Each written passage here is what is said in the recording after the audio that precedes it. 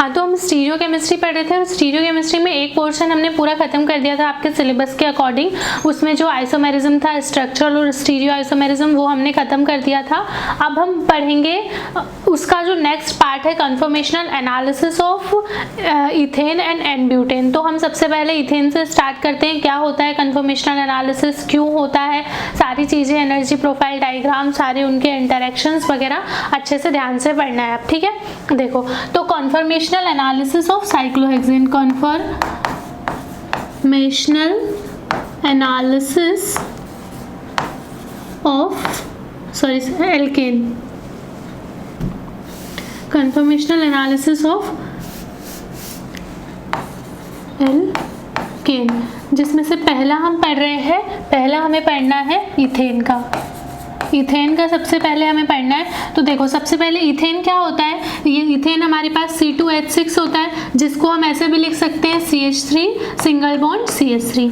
अब आपको पता है कि ये जो सिंगल बॉन्ड होता है, बॉन्ड ऑर्बिटल्स की ओवरलैपिंग से बनता है, और आपको पता है कि बॉन्ड में हमें क्या होता है, रोटेशन होता रहता है।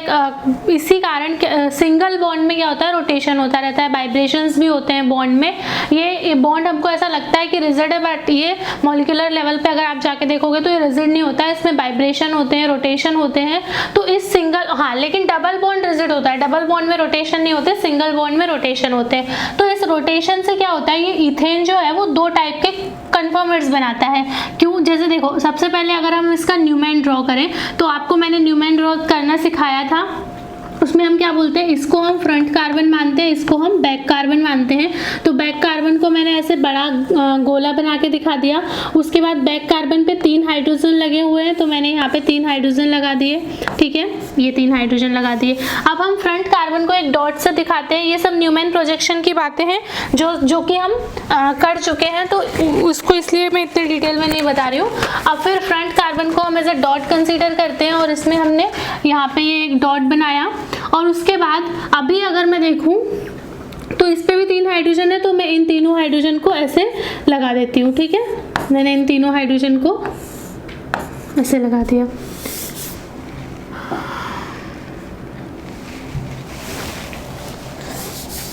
इन तीनों हाइड्रोजन को ऐसे लगा दिया। तो ये वाली जो फॉर्म कहलाती है, ये हमारे पास क्या कहलाती है, इक्लिप्स्ड फॉर्म कहलाती है, इक्लिप्स्ड फॉर्म कहलाती है, इक्लिप्स्ड फॉर्म कहलाती है। अब क्या होता है इस फॉर्म में अगर आप देखोगे तो इन दोनों हाइड्रोजन के बीच में जो एंगल है थीटा कितना है, 0 डिग्री है। इसको हम क्या बोलते हैं, डाईहेड्रल एंगल, इसको हम बोलते हैं डाईहेड्रल एंगल। इसको हम डाईहेड्रल एंगल बोलते हैं, और यहाँ पे ये डाईहेड्रल एंगल कितना है, 0 डिग्री। अब मैं क्या करूँ, मैं क्या ही करूँगी, वो मॉलिक्यूल खुद करता है, इस सिंगल बॉन्ड के अलोंग क्या करता है, रोटेशन करता है। तो आपको पता है इस पीछे वाले कार्बन और आगे वाले कार्बन के बीच में एक बॉन्ड है, तो जब वो बॉन्ड रोटेट करेगा, मतलब मैं पीछे वाले कार्बन को फिक्स करके आगे वाले कार्बन को अगर रोटेट करूँ, तो मैंने इस वाले पूरे कार्बन को सिंगल बॉन्ड के अलोंग रोटेट कर दिया। मैं कितना रोटेट कर रही हूँ, अगर 60 डिग्री रोटेट करती हूँ, तो मेरे पास एक दूसरी कन्फर्मेशन बन के आ जाती है, विच इज ये पीछे वाला कार्बन तो वैसा का वैसा ही रहेगा जैसा था, बस आगे वाले को हमने 60 डिग्री रोटेट किया है। तो जब मैं इसको 60 डिग्री रोटेट करूंगी तो ये कहीं यहाँ आ जाएगा। देखो ये कितना है, ये हमारे पास 90 है, तो यहाँ पे कहीं हमारे पास 60 डिग्री आ जाएगा। तो हम इसको 60 डिग्री रोटेट कर देंगे।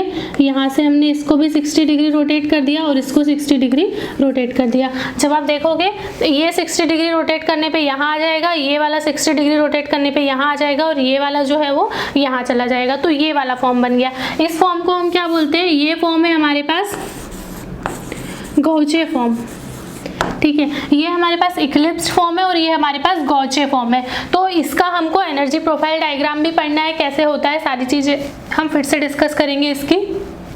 अब आप एक चीज़ देखो, अगर मैं इसको फिर से 60 डिग्री रोटेट कर दूं, फिर से मैंने 60 डिग्री रोटेट कर दिया, तो जब मैं इसको फिर से 60 डिग्री रोटेट करूंगी तो ये वाला बॉन्ड यहाँ आ जाएगा, ये वाला बॉन्ड यहाँ आ जाएगा,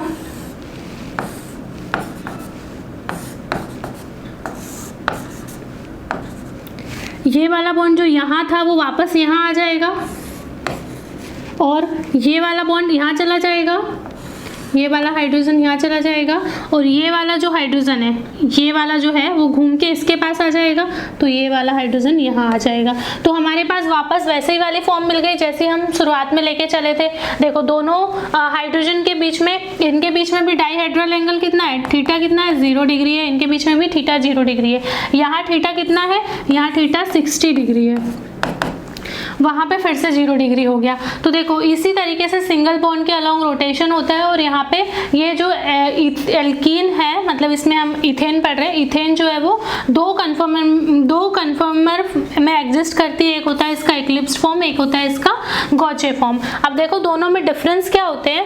यहाँ पे देखो मैं इसका एनर्जी प्रोफाइल डायग्राम समझाती हूँ, उसके बेस पे समझाऊंगी। यहाँ हम इस साइड ले रहे हैं एनर्जी और इस साइड ले रहे हैं हम एंगल ऑफ रोटेशन। हमने इस साइड ली एनर्जी और फिर हम ले रहे हैं एंगल ऑफ रोटेशन। यहाँ हमारी है एनर्जी,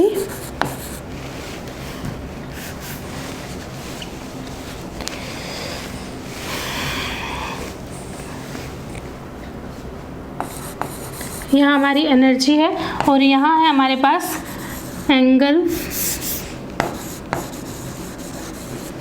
ऑफ रोटेशन कि हम कितने डिग्री से उसको रोटेट कर रहे हैं। तो जब हमारे पास एंगल कितना था, 0 डिग्री था, फिर हमने उसको 60 डिग्री रोटेट किया, फिर हमने उसको 60 डिग्री रोटेट किया,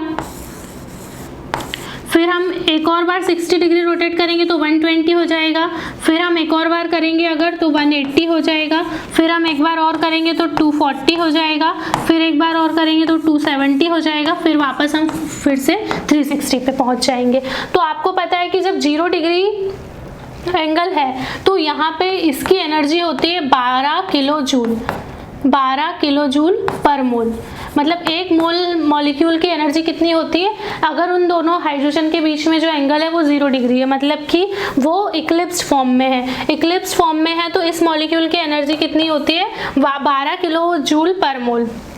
और जब हम इसको यहाँ लेकर आते हैं तो इसकी एनर्जी जो है वो मिनिमम हो जाती है, इसके रिस्पेक्ट में 12 होती है। ठीक है, 0 यहाँ पे ये 0 से हम कंसीडर कर रहे हैं तो उसके रिस्पेक्ट में 12 होती है। 60 डिग्री रोटेट किया तो एनर्जी पूरी डिक्रीज हो गई।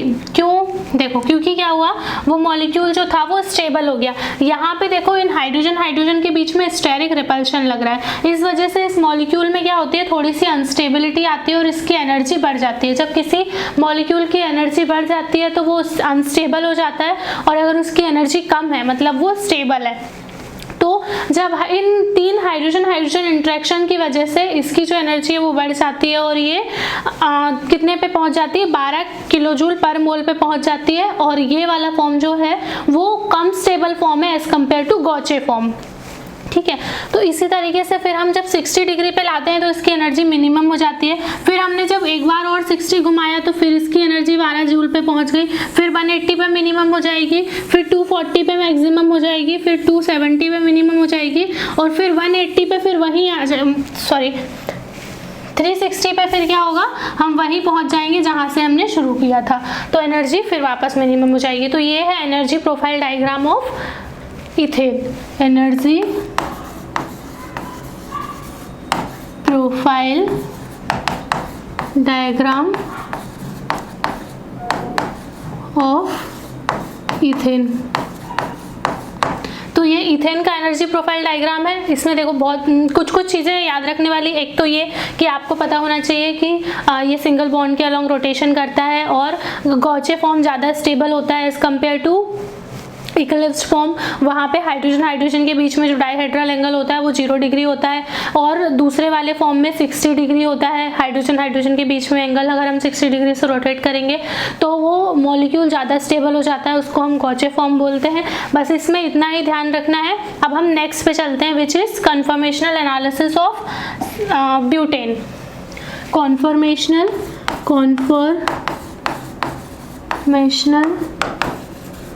Analysis of butane.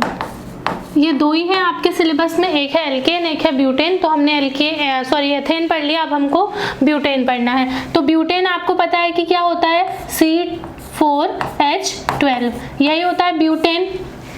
तो ब्यूटेन के लिए हम क्या लिखते हैं, CH3 CH2 CH2 CH3, ठीक है, ये लिखते हैं हम।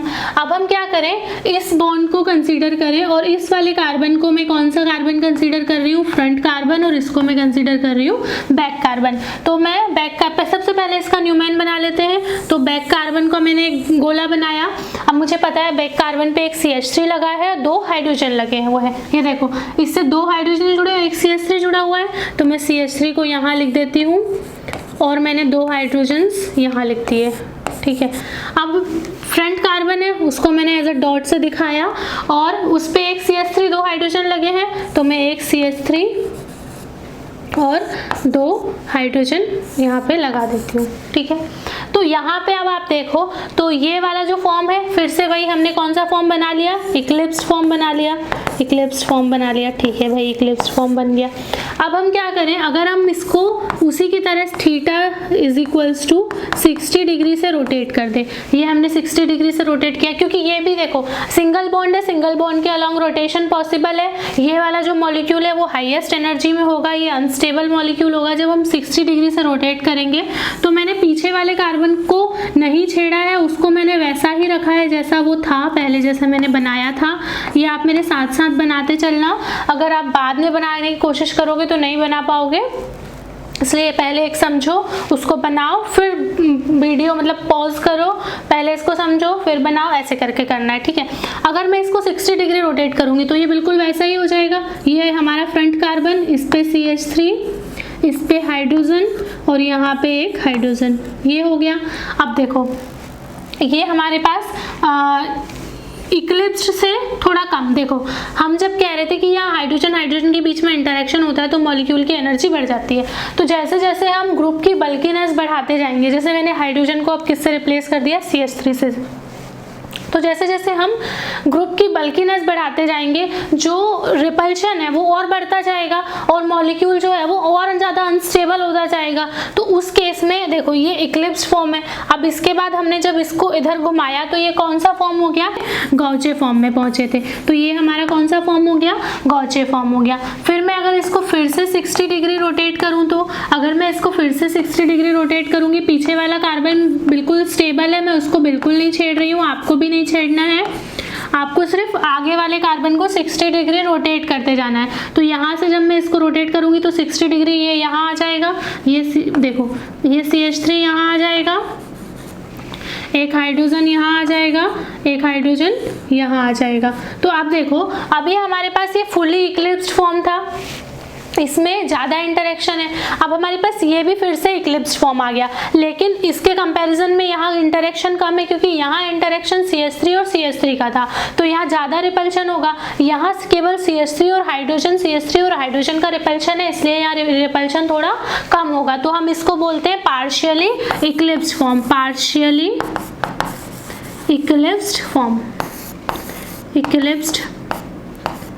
पार्शियली इक्लिप्स्ड फॉर्म, ठीक है। ये होता है हमारे पास पार्शियली इक्लिप्स्ड फॉर्म। अब अगर मैं क्या करूं, सबसे पहले मैं इसको छोटा करती हूँ, पता है ना,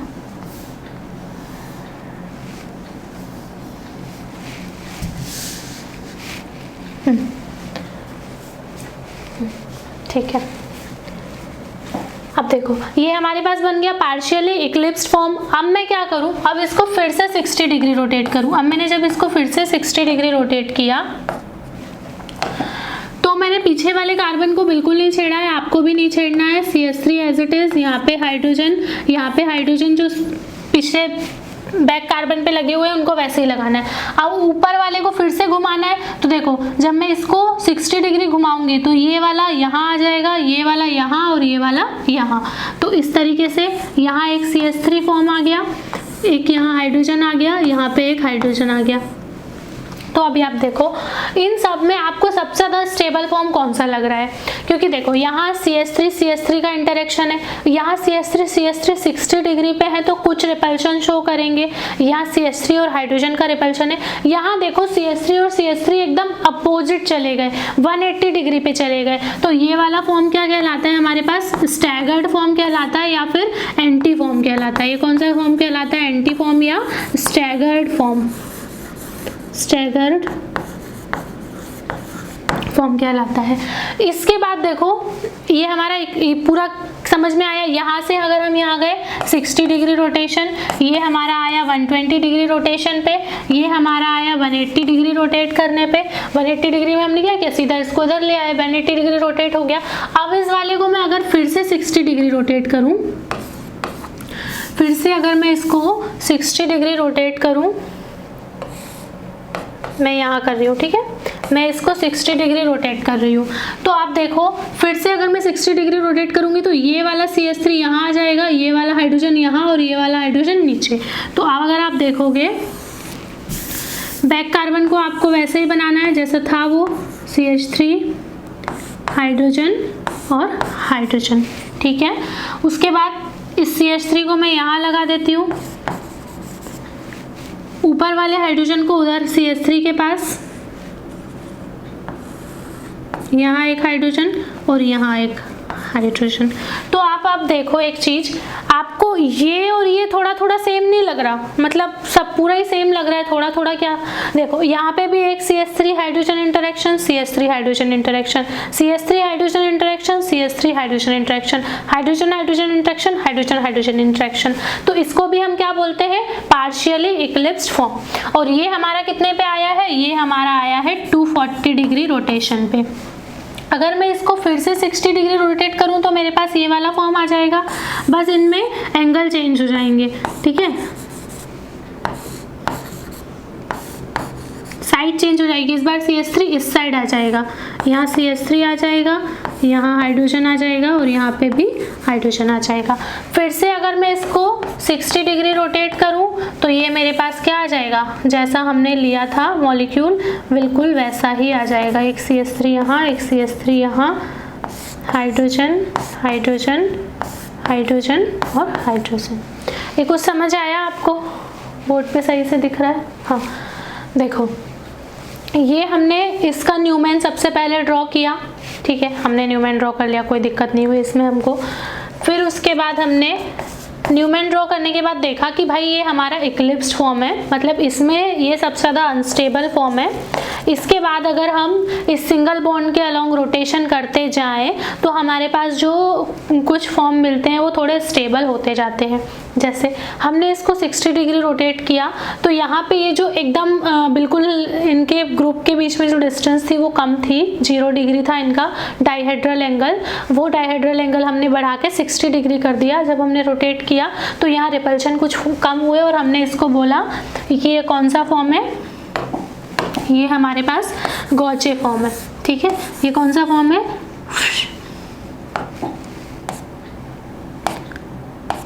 ये हमारे पास गॉचे फॉर्म है, तो हमने इसको यहाँ लिख दिया, ठीक है। फिर हमने जब फिर से 60 डिग्री रोटेट किया तो इस बार हमारे पास कहानी कुछ ऐसी बनी कि हाइड्रोजन और CH3 के बीच में इंटरेक्शन आने लगे। पहले CH3 के बीच में इंटरेक्शन था, अब इंटरेक्शन हाइड्रोजन और CH3 के बीच में आने लगे और जो फॉर्म बना वो कौन सा बना, इक्लिप्स्ड फॉर्म। लेकिन इक्लिप्स्ड फॉर्म जो है वो बहुत ज़्यादा अनस्टेबल है, तो इसको हम बोलते हैं पार्शियली इक्लिप्स्ड। इसमें पार्शियली इक्लिप्स्ड है और वो कम्प्लीटली इक्लिप्स्ड फॉर्म है। फिर उसके बाद जब मैंने और 60 डिग्री रोटेट किया तो मुझे मोस्ट स्टेबल कन्फर्मेशन मिला विच इज स्टैगर्ड फॉर्म, या फिर हम क्या बोलते हैं इसको, एंटी फॉर्म, जो ये है। फिर हमने अगर 60 डिग्री रोटेट किया तो फिर से हमें पार्शियली इक्लिप्स्ड मिला 240 पे। फिर हमने 60 डिग्री रोटेट किया तो 270 पे हमें फिर से गॉचे फॉर्म मिला और हमने फिर से 60 डिग्री रोटेट किया, मतलब हम 60 करके 360 पे रोटेट कर दिया। तो मैं यहाँ खड़ी हूँ, मुझे कोई 360 डिग्री से ऐसे रोटेट कर दे तो मैं वापस यहीं आ जाऊँगी जैसे खड़ी थी।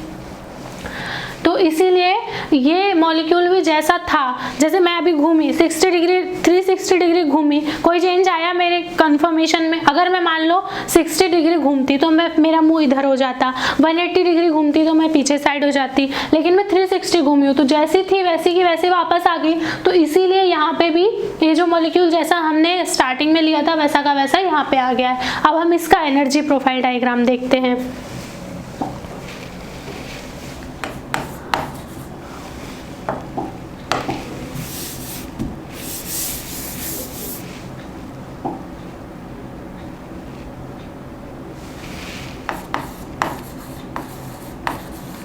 Energy profile diagram of n butane, energy profile diagram of n butane. तो आप देखो यहाँ पे हम एनर्जी ले रहे हैं, यहाँ पे हम ले रहे हैं एंगल ऑफ रोटेशन। तो इस साइड हम एनर्जी ले रहे हैं और इस साइड हमने एंगल ऑफ रोटेशन लिया है। तो सबसे पहले हम यहाँ एक 0 कंसीडर कर रहे हैं, यहाँ एक 5, यहाँ पे 10, यहाँ पे 15 और यहाँ पे 20, ठीक है। उसके बाद ये हमने 60 डिग्री रोटेट किया, ये हमने 120 डिग्री रोटेट किया, ये हमने 180 डिग्री रोटेट किया, यहाँ पे 240, 270, थोड़ा दूर दूर लेती हूँ ताकि मैं कंफर्मेशन भी बना पाऊँ यहाँ पे।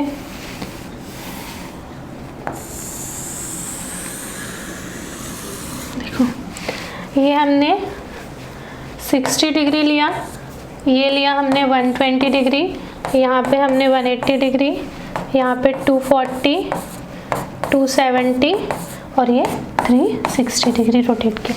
तो जब हमारा 0 डिग्री थीटा जो है वो 0 डिग्री है, मतलब डायहेड्रल एंगल हमारा 0 डिग्री है, तो सबसे मोस्ट अनस्टेबल फॉर्म बनता है, हमने देखा। तो मतलब उसकी एनर्जी जो है वो सबसे ज़्यादा होगी, मतलब कहीं यहाँ कहीं लाई करेगी 20 के पास, ठीक है। जब हमने, तो यहाँ पे हमारा कौन सा फॉर्म था, मैं यहाँ पे शॉर्ट में फिर से बना दे रही हूँ, CH3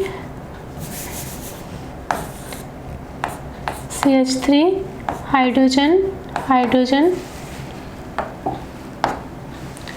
और फिर से यहाँ पे CH3 था और यहाँ हाइड्रोजन था और यहाँ पे हाइड्रोजन था, ये वाला फॉर्म था हमारा। फिर हमने इसको थीटा डिग्री पे रोटेट किया तो कुछ थोड़ा सा स्टेबल फॉर्म हमको मिला था, जिसको हम एनर्जी कंसीडर कर लेते हैं कि वो 5 है। फिर हमने यहाँ पे आए तो हमें कौन सा फॉर्म मिला, हमें ये वाला फॉर्म मिला, यहाँ CH3 था, यहाँ पे हाइड्रोजन्स थे, यहाँ पे हाइड्रोजन्स थे, बस हमने थोड़ा सा 60 डिग्री रोटेट किया तो हमें CH3 यहाँ मिल गया, एक हाइड्रोजन यहाँ मिल गया, एक हाइड्रोजन यहाँ मिल गया। फिर हमने इसको फिर से 60 डिग्री रोटेट किया तो टोटल एंगल ऑफ रोटेशन कितना हो गया, 120 डिग्री। 120 डिग्री के बाद ये आया, फिर हमारा 180 डिग्री पे जो एनर्जी थी वो हमारी मतलब मोस्ट स्टेबल फॉर्म आ गया। ये सोच सब जो 5, 10, 15, 20 जो कंसिडर किए हैं वो हमने इनके रिस्पेक्ट में किया कि मोस्ट स्टेबल वाले को हमने 0 माना है उसके रिस्पेक्ट में। फिर ये 240 पे हो गया, फिर 270 पे हमें वैसा ही फॉर्म मिला था जैसा हमें किस पे मिला था, 60 पे मिला था, ठीक है। तो ये 60 पे मिला था और उसके बाद 360 यानी हमारा मॉलिक्यूल वापस आ गया है। ये देखो, अब इस वाले पे हमें कौन सा ये फॉर्म मिला था, फिर जब हमने 120 रोटेट किया था तो हमें कौन सा फॉर्म मिला था, तब हमें मिला था पार्शियली इक्लिप्स्ड फॉर्म, ये वाला फॉर्म हमें मिला था। यहाँ CH3 था, यहाँ हाइड्रोजन था और यहाँ हाइड्रोजन था, तो ये वाला फॉर्म मिला था हमको किस पे, 120 पे। फिर हमें यहाँ पे सबसे मोस्ट स्टेबल फॉर्म मिला था, मोस्ट स्टेबल फॉर्म क्या मिला था, स्टैगर्ड फॉर्म मिला था। यहाँ CH3 था, यहाँ हाइड्रोजन था, यहाँ पे हाइड्रोजन हाइड्रोजन और एक यहाँ पे हाइड्रोजन, ये वाला फॉर्म हमको मिला था, ये मोस्ट स्टेबल था। फिर उसके बाद जब हमने फिर से रोटेट किया तो इसको जब हम 60 डिग्री रोटेट करेंगे तो वापस ये फॉर्म मिलेगा। तो आप देखो इन दोनों की एनर्जी बराबर है, लगभग इन दोनों की एनर्जी बराबर है, तो हमें कौन सा यही वाला फॉर्म वापस मिला था, तो हम इसको यहाँ पे बना देते हैं CH3। बस इसके एंगल की पोजीशन में चेंज होगा, इस बार CH3 इस साइड होगा क्योंकि हम इसको रोटेट कर रहे हैं, तो CH3 इस साइड होगा एक बार, ये CH3, ये हाइड्रोजन और यहाँ पे ये हाइड्रोजन। फिर हम जब इसको रोटेट करेंगे तो हमें ये वाला फॉर्म मिलेगा दोबारा से, और इन दोनों की एनर्जी देखो आप जरा ध्यान से, इन दोनों की जो एनर्जी है वो बराबर है 5 के अराउंड। तो यहाँ पे हमने कौन सा फॉर्म मिला, बैक कार्बन पे CH3, इधर हाइड्रोजन और यहाँ पे CH3 मिला हमको, यहाँ पे हाइड्रोजन मिला और यहाँ पे हाइड्रोजन। ये सब हमने रोटेट किया, फिर उसके बाद इसको देखा कि हम इसको एनर्जी प्रोफाइल में हम कैसे देख रहे हैं, और फिर 360 पे रोटेट करेंगे तो वही 20 के अराउंड एनर्जी आ जाएगी और मॉलिक्यूल हमारा वही वाला वापस मिल जाएगा हमको, ठीक है, 360 के अराउंड। तो ये था कन्फर्मेशनल एनालिसिस। हाँ, अब इससे क्वेश्चन कैसे कैसे बन सकते हैं, ये देखो। एक सबसे पहले most stable form Eclipse form, most unstable form गॉचे form, partially Eclipse form कौन सा होता है, वहाँ पे थीटा कितना होता है CH3 के बीच में 60 डिग्री। मोस्ट स्टेबल फॉर्म में दोनों CH3 ग्रुप के बीच में थीटा कितना होता है 180 डिग्री। उसके बाद कौन कौन से कितने एंगल पे हमको गॉचे फॉर्म मिलता है, तो हमें पता है कि हमें 60 और 160 और 240 पे हमें गॉचे फॉर्म मिलता है, सॉरी 60 और 270 पे हमें गॉचे फॉर्म मिलता है। पार्शियली इक्लिप्स्ड हमको 120 और 240 पे मिलता है। मोस्ट स्टेबल हमको 180 पे मिलता है। मोस्ट अनस्टेबल 0 और 360 डिग्री पे मिलता है, ठीक है। ये सारी चीज़ें आपको याद रखना है। थीटा बस ध्यान रखना है कि किस पे कौन सा वाला फॉर्म एग्जिस्ट करेगा, इसकी खूब अच्छे से प्रैक्टिस कर लेना। कोई डाउट हो तो मुझसे डिस्कस कर लेना। यहाँ स्टीरियो केमिस्ट्री वाला पोर्शन खत्म होता है। अब हम पढ़ेंगे हाइड्रोकार्बन्स, जिसमें सबसे पहले हम एल्केन, एल्काइंस, फिर उसके बाद एल्डिहाइड, कीटोन, कार्बोक्सिलिक एसिड, ये सब पढ़ेंगे, ठीक है। Thank you so much.